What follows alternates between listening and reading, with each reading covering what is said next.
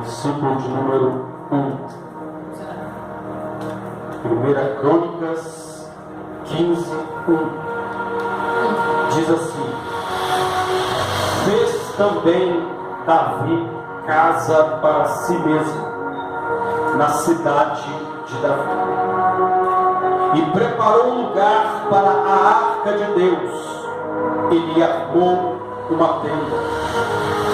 Então disse Davi: ninguém pode levar a arca de Deus senão os levitas, porque o Senhor os elegeu para levarem a arca de Deus e o servirem para sempre. Verso 12: e lhes disse: vós sois os cabeças das famílias dos levitas, santificai-vos, vós e vossos irmãos, para que façais subir a arca do Senhor Deus de Israel ao lugar que lhe preparei. Pois visto que não a levastes na primeira vez, o Senhor nosso Deus irrompeu contra nós, porque então não o buscamos segundo nos fora ordenado.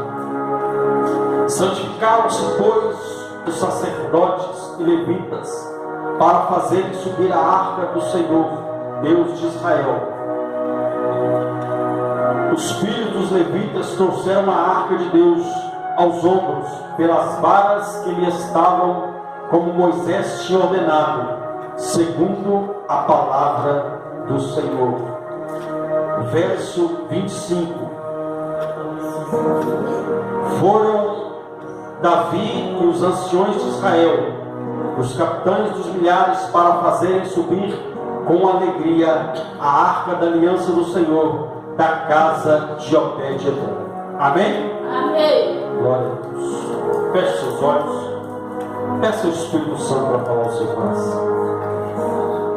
Santo Deus e eterno Pai, ó Deus, em nome de Jesus, fale conosco, nos abençoe através da tua palavra, porque só o Senhor tem palavras de vida eterna, no nome santo e poderoso de Jesus Cristo. E você diz amém.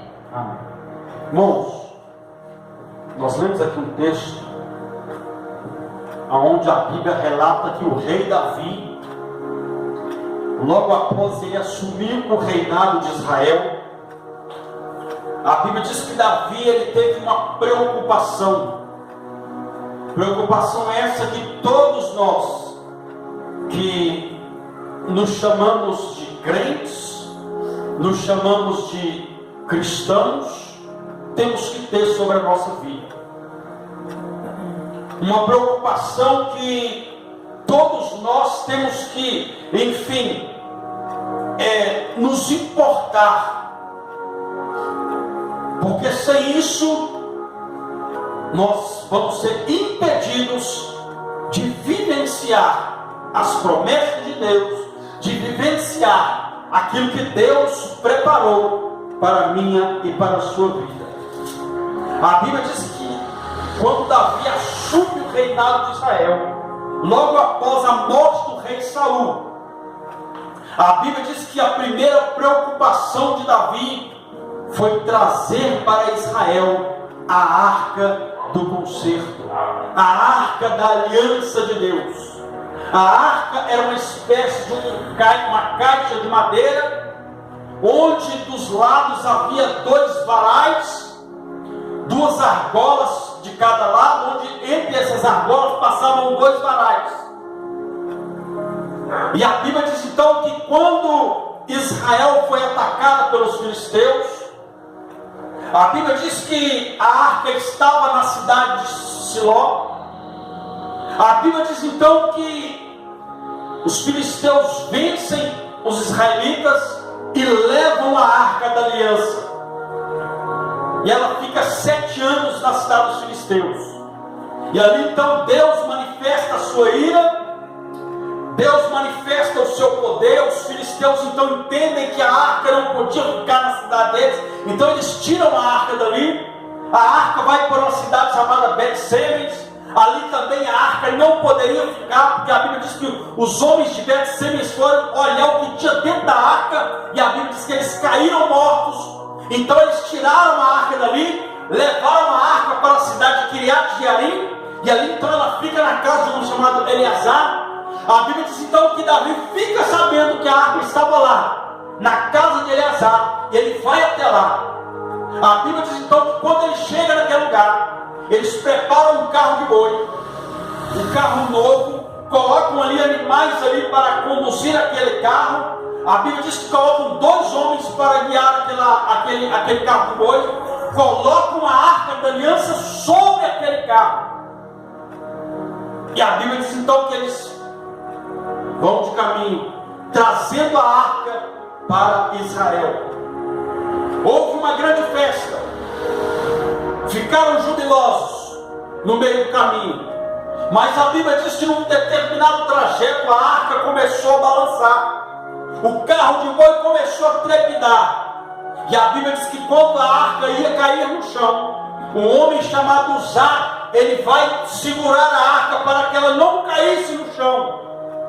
A Bíblia diz que na mesma hora um raio desceu do céu e fulminou, furou Uzá, e ele caiu morto naquele lugar.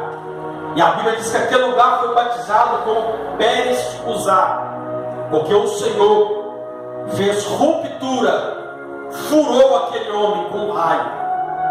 Aí alguém vai dizer: pastor, mas ele foi com uma boa intenção, ele foi tentar segurar a arca. Meu irmão, entenda uma coisa: não se segura a arca, simbolizava a presença de Deus. Então a preocupação de Davi é que a presença de Deus estivesse em Israel, porque Deus se manifestava através da arca. Então Uzá foi tentar segurar aquela arca, e a Bíblia diz que ele morreu naquela hora, porque não se pode segurar a presença de Deus sem a permissão do eterno Deus. A Bíblia diz então que eles entenderam que estavam fazendo tudo errado. E a Bíblia diz então que eles pegam a arca e colocam na casa de um homem chamado Obed-Edom. A Bíblia diz que em 3 meses aquele homem foi abençoado. Ele, toda a sua casa e toda a sua família foi abençoada, porque ele entendeu que a presença de Deus, ela tem que ser reverenciada. Ele entendeu que a presença de Deus tem que ser respeitada. O que está levando muitas pessoas hoje ao fracasso é porque não estão respeitando, não estão tendo temor pela presença de Deus. Às vezes estão na casa de Deus, às vezes até carregam Bíblia, muitas das vezes até dão glória a Deus, mas não respeitam a presença de Deus. E a Bíblia diz então que Uzá caiu morto, e a arca fica na casa de Obed-Edom, e ele entende o valor da presença de Deus. E a Bíblia diz que ele, toda a sua casa e tudo que ele possuía foi abençoado. E aquela história então chega até os ouvidos de Davi. E a Bíblia diz que quando Davi então, que eles falham na primeira tentativa, porque houve a segunda, é onde nós vamos entrar no texto. A Bíblia diz que quando aquilo acontece, Davi então põe a mão, imagino eu, sobre a sua cabeça e declara: como traremos de volta a glória de Deus, a arca do concerto para Israel? Aí a Bíblia diz então que ele fica sabendo da notícia que Obed-Edom foi abençoado. Então mais uma vez ele vai para a investida, para trazer de volta a arca da aliança para Israel, para trazer a presença de Deus para Israel. Ou seja, a preocupação de Davi era ter a presença de Deus. Ele poderia ter o reino inteiro de Israel, ele poderia conquistar todas as terras, todos aqueles as batalhas que ele entrava, ele poderia conquistar todas as cidades, todos os territórios que estavam à sua volta. Mas para ele, ele disse que para ele isso. Ele entendeu que para ele não seria nada se não tivesse sobre ele a presença de Deus. Então não adianta, meu irmão, nós temos tudo sobre a face dessa terra, nós temos o nosso nome conhecido, nós temos o nosso nome espalhado sobre a face dessa terra, se não tivermos a presença do Todo-Poderoso na nossa vida. Então o que mantém a nossa vida, o que vai fazer valer a nossa caminhada nessa terra, é ter a presença de Deus. Porque com a presença de Deus, o céu está aberto para nós. Com a presença de Deus, nós podemos vislumbrar os feitos do Senhor sobre a nossa vida. Com a presença de Deus, meu irmão, minha irmã, entenda isso. Nós temos tudo que precisamos. Não adianta nós termos tudo que queremos e não termos tudo que precisamos.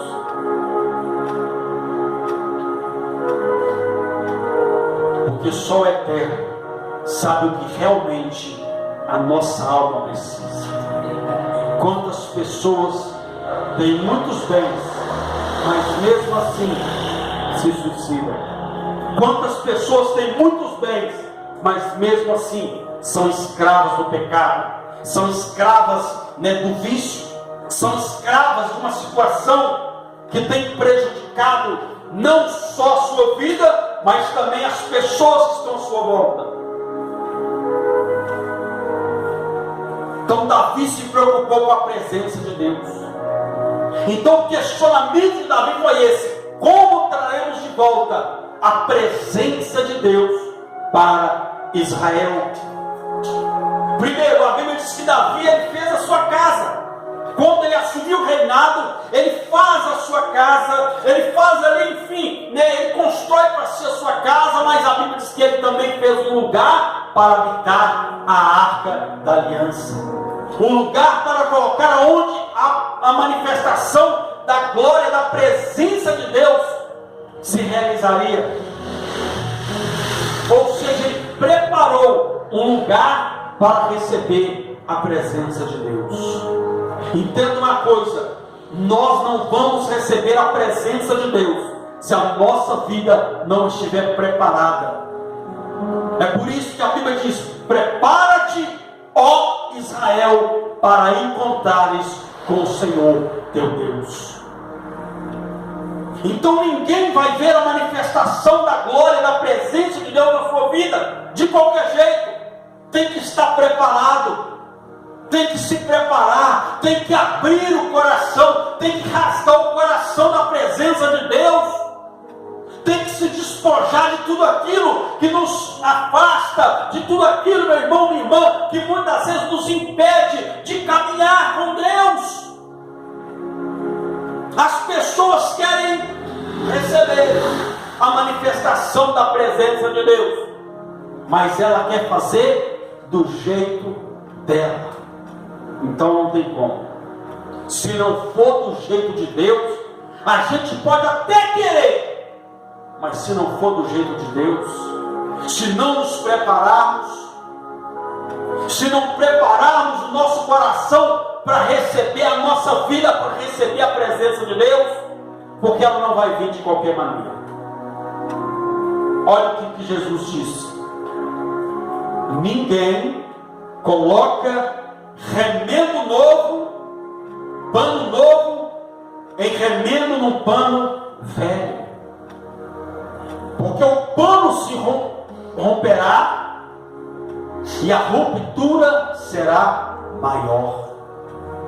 Ninguém coloca vinho novo em odre velho, porque se colocar vinho novo em odre velho, os dois vão se perder, o odre se romperá e ambos se perderão. Mas se coloca vinho novo em odre novo, ou seja, se coloca vinho a Bíblia fala que o vinho, ele simboliza que o vinho, ele proporciona a pessoa, quando ela se embriaga, ela fica alegre.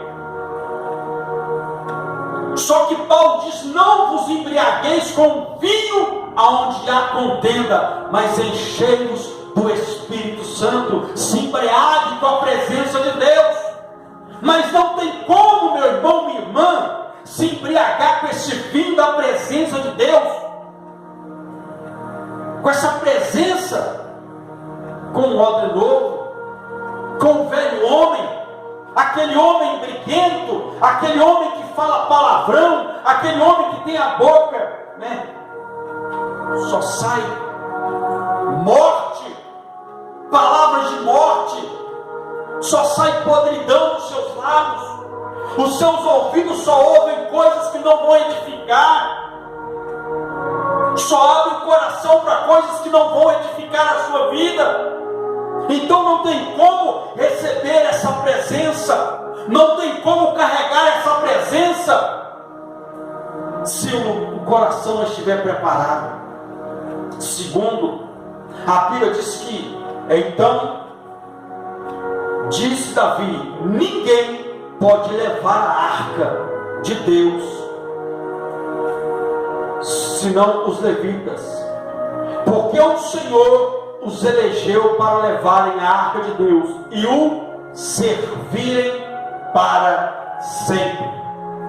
Ou seja, Deus não vai derramar a sua glória, Deus não vai derramar a sua presença, Deus não vai manifestar o seu poder, se nós não queremos ser verdadeiros servos do Senhor. Fica muito comum a pessoa dizer, eu sou servo de Deus, eu sou serva de Deus, mas a vida dela não condiz com o que ela fala. E pelo que nós entendemos, servo, o verdadeiro servo, é aquele que serve o seu Senhor. Então, se nós somos servos de Deus, se nós abrimos a nossa boca, a pergunta é, o que nós estamos fazendo para Deus? Não existe servo que não serve. O servo, ele serve. Quando Deus chamava os seus servos, eles se colocavam em prontidão e diziam, Senhor, eis-me aqui. Fala que o teu servo ouve.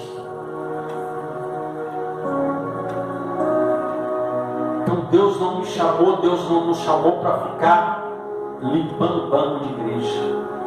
Deus nos chamou para servir. Deus nos chamou para nos usar com a presença, com a glória dele. Aleluia.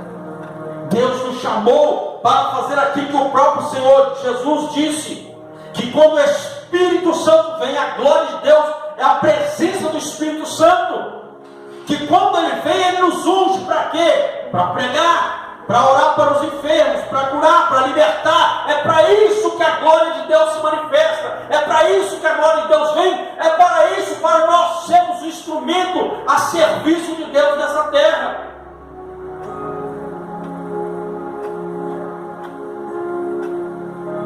Mas como vamos fazer isso? Se não respeitamos a presença de Deus, se não preparamos nosso coração, e se não temos o desejo de servir aquele que foi o maior exemplo de servo, a ponto de dar a sua vida para morrer numa cruz por mim e pela sua vida. Aleluia a Deus, glória a Deus. Então, primeiro, temos que preparar a nossa vida para receber a presença do Altíssimo, a glória de Deus. Segundo, temos que ser servos. E terceiro, olha o que Davi disse. Ele disse, vós sois os cabeças das famílias dos levitas, santificai-vos.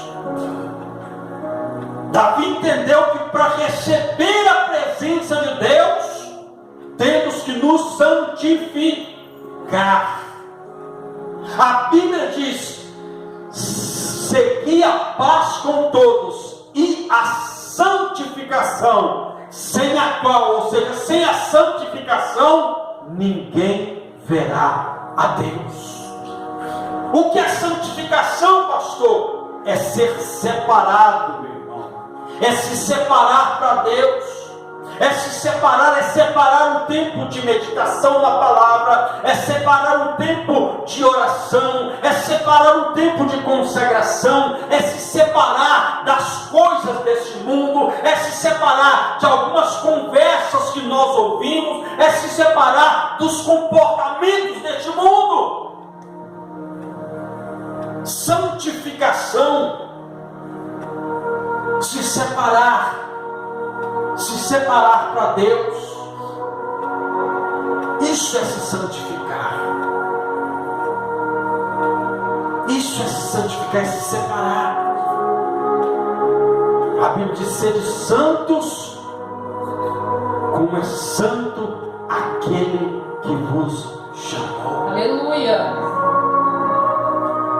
Santificai-vos. Santificar fala de pureza,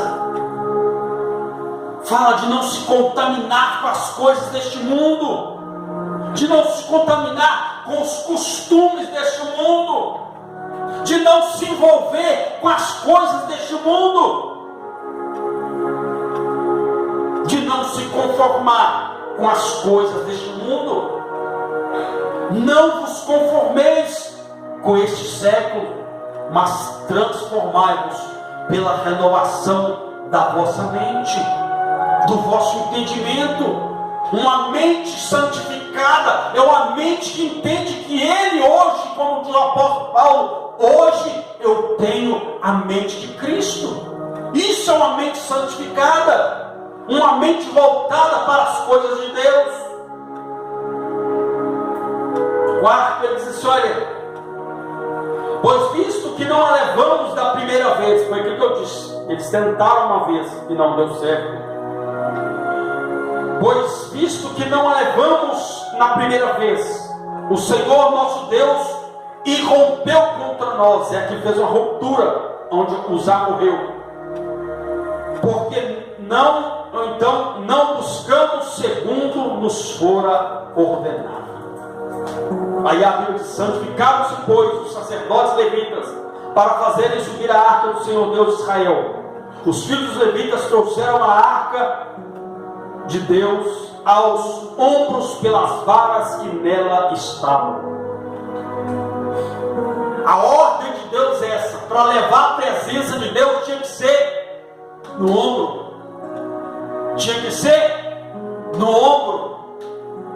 Tinha que pegar homens, ao invés de levar no carro de boi como eles fizeram da primeira vez, tinha que pegar a arca e levar no ombro. Levar a arca no ombro significa responsabilidade em carregar a presença de Deus, responsabilidade em abrirmos a nossa boca e dizer: eu sou servo de Deus, eu sou um homem ou uma mulher de Deus, eu sou isso, eu sou aquilo. Meu irmão, isso é uma responsabilidade em levar o Evangelho, em levar a Cristo para as pessoas. Responsabilidade em ser testemunho de Deus. Tem pessoas que não dão testemunho, e querem dizer que carregam a presença de Deus. Ele diz: nós temos que fazer conforme o Senhor nos ordenou. A ordem era para levar nos ombros, eles queriam colocar no carro de boi. Então não podemos levar a presença de Deus de qualquer maneira, da forma que achamos que acerta. Não, tem que ser de acordo com a palavra de Deus, tem que ser de acordo com a ordenança de Deus. Desde o dia quando foi construída a arca, a ordem era: leve sobre carro, não sobre carro de boi, mas leve sobre ombros. Os levitas vão levar sobre os ombros. Eram homens escolhidos, eram homens separados. E hoje eu e você somos os escolhidos, somos os separados por Deus para levar a presença de Deus. Mas tem que ser com responsabilidade. Responsabilidade com as coisas de Deus, responsabilidade com a casa de Deus, responsabilidade, meu irmão, com a obra de Deus.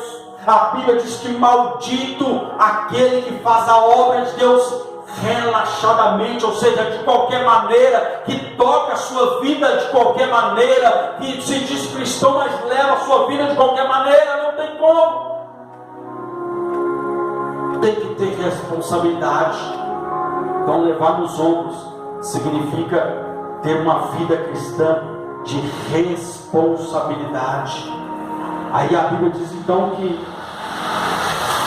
eles obedeceram e levaram a arca, e a Bíblia diz que eles levaram ela com alegria. Com alegria. Levaram a arca com alegria, porque a Bíblia diz que de 6 em 6 passos eles se sacrificavam. De 6 em 6 passos eles sacrificavam, faziam um sacrifício ao Senhor para levar a arca da aliança. Porque eles entenderam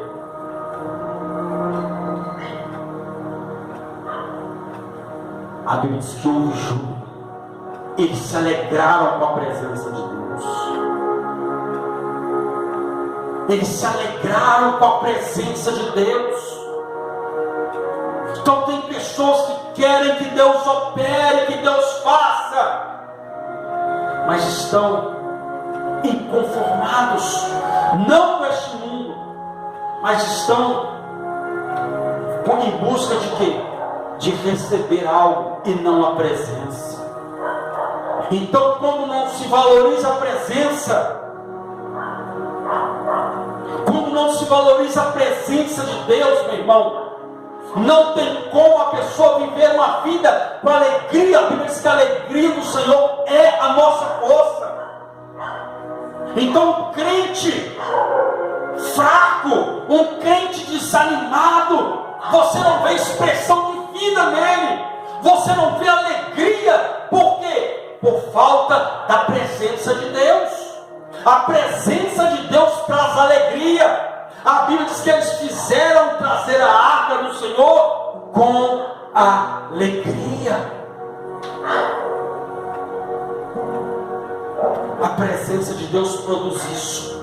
Mas uma pessoa que não está nem aí para a presença de Deus, ele está sempre emburrado, ele está sempre reclamando, ele está sempre vendo defeito em tudo, ele está sempre, enfim, tudo para ele está errado, tudo para ele não serve, tudo para ele não está do jeito que ele queria, mas não tem que estar do jeito que eu quero, é do jeito que ele quer.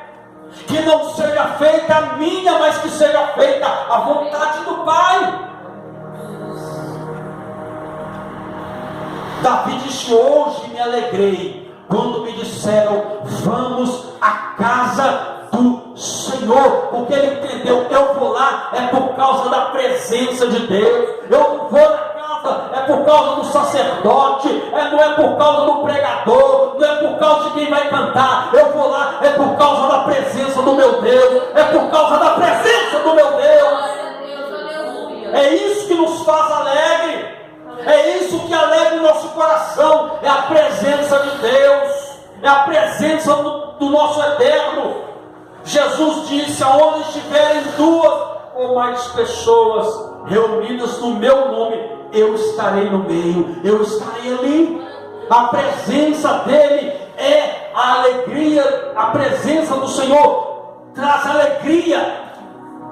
Mas quando eu não venho por causa da presença, quando eu venho por causa de outras coisas, ou por causa de alguém, e não por causa da presença, eu entro frustrado e saio frustrado. Eu entro vazio e saio mais vazio ainda, porque eu não entendi o propósito de estar na casa de Deus. Davi não ia à casa de Deus por causa das músicas. Davi não ia na casa de Deus por causa dos enfeites, por causa porque o templo era feito todo de ouro. Não ia por causa da beleza do templo, não. Davi ia por causa da presença. É a presença. A Bíblia diz que Deus falou com Moisés: Moisés, a minha presença não irá no meio de vocês.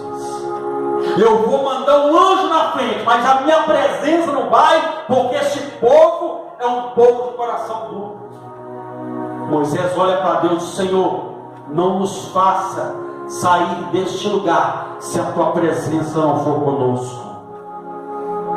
Moisés foi bem claro: Senhor, é a tua presença que nos alegra, Senhor, é a tua presença que nos mantém firmes, Senhor, é a tua presença que nos garante a vitória, é a tua presença.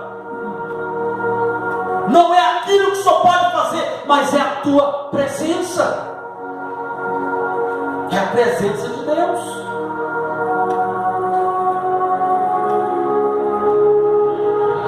Quando não sentir a presença de Deus, é como pescar no rio sem peixe.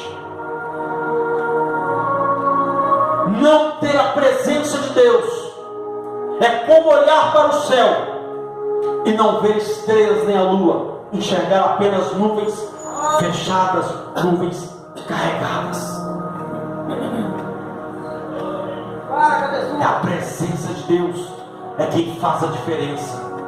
É a presença de Deus é quem faz com que as coisas aconteçam na minha e na sua vida. É a presença de Deus que nos mantém de pé.